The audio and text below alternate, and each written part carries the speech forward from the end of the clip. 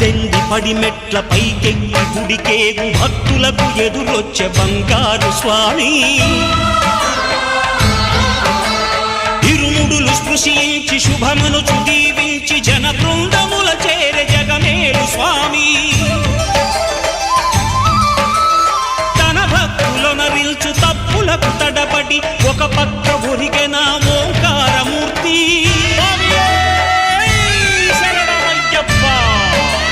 స్వాములందరూ తనకు సాయము కాగా ధీమంతుడై లేచే ఆ కన్య స్వామి